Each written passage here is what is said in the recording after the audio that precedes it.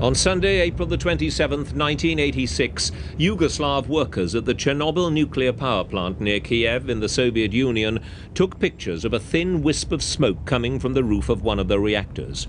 It was the first indication of what was to become the world's worst civil nuclear accident. It took another 4 days for any mention of the disaster to appear in the Soviet official media. But by then, the world was alerted to the tragedy caused, it later transpired, when repairs were being made to a generator. The cooling system had been turned off, allowing steam to build up.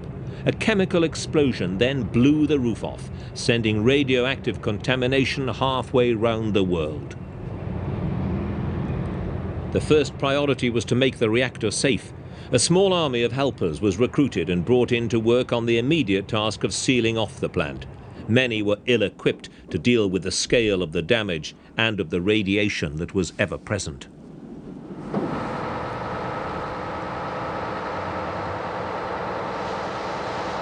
Thousands of tons of concrete were used to entomb the core of the reactor.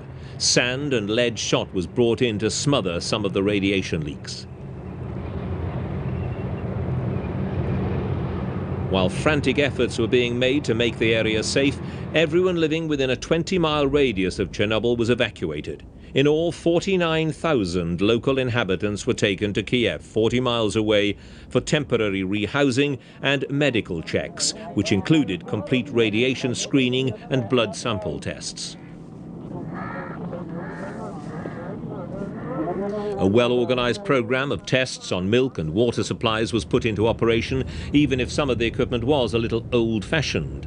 Measurements indicated that the water was safe enough to drink, though to make sure, decontamination procedures were carried out over an area of 400 square miles from the site of the explosion.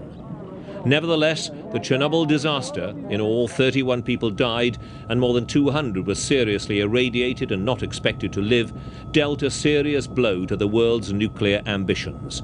In many countries, it put the whole future of nuclear power in doubt.